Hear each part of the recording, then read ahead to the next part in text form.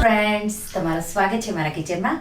આજે આપણે બનાવીશું સાંજ માટે માત્ર 10 મિનિટમાં દાળ ચોખા પલાળવાની ઝંઝટ કે આથાની ઝંઝટ વગર ઇન્સ્ટન્ટ ચીઝ ચીલી ઢોસા બનાવીશું. એકદમ ક્રિસ્પી ટેસ્ટી એવા બનશે. જો તમને મારી રેસિપીઓ ગમતી હોય અને હજુ સુધી ચેનલને સબસ્ક્રાઈબ ન કર્યું હોય તો સબસ્ક્રાઈબ કરજો અને બાજુમાં આપેલી ઘંટી દબાવજો એટલે નવી નવી રેસિપીના નોટિફિકેશન આવે. તો ચાલો બનાવીએ.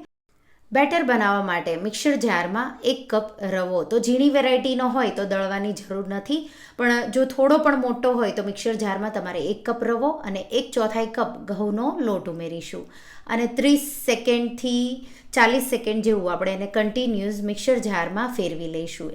બહુ વધારે જાડો તમારો જો રવો હોય તો 1 મિનિટ જેવું તમારે એને દળી લેવાનું અને આ રીતે આપણે એક બાઉલમાં એને કાઢી લઈશું. તો આ ઢોસાનો લોટ તૈયાર થઈ ગયો. એમાં અડધો કપ દહીં, થોડું ખટાશવાળું હોય એવું લેવાનું અને 1 કપ જેટલું મેં પાણી લીધું છે. થોડું થોડું આ રીતે પાણી ઉમેરતા જઈ અને એકદમ સ્મૂધ આપણે બેટર બનાવીશું. તો આ રીતે જરૂર લાગે એટલું પાણી ઉમેરતા જવાનું, એકસાથે બધું પાણી આપણે નહીં ઉમેરીએ. તો અત્યારે મેં અડધો કપ જેટલું પાણી વાપર્યું છે, અડધો કપ જેટલું પાણી બચ્યું છે. તો આપણે બેટરને ઢાંકી 10 મિનિટ જેવું રેસ્ટ થવા દઈશું.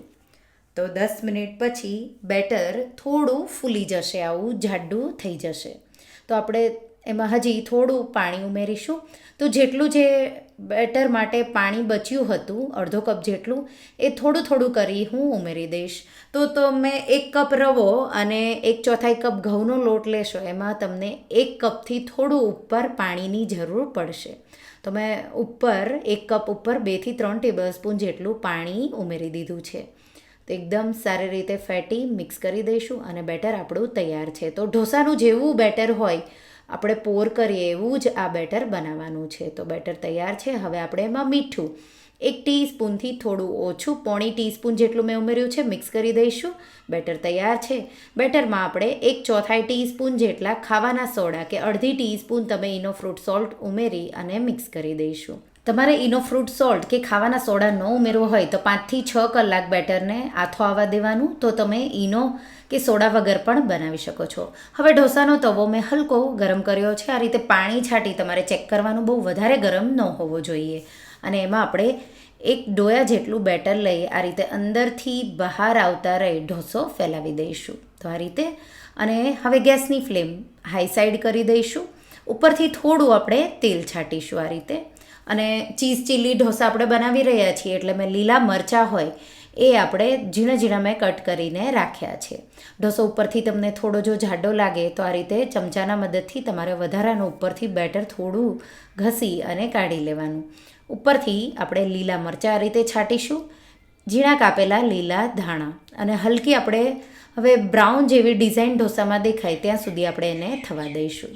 તો લગભગ 1 મિનિટ પછી આ રીતે બ્રાઉન જેવી ડિઝાઇન દેખાય એટલે આપણે ચાટ મસાલો આ રીતે છાંટીશું અને ઉપર થોડું મોઝરેલા ચીઝ ઉમેરી અને આ રીતે આપણે ઢોસાને ફોલ્ડ કરી દઈશું. થોડી સેકન્ડો માટે થવા દઈશું એટલે ચીઝ મેલ્ટ થઈ જાય અને ઢોસો આપણો તૈયાર છે.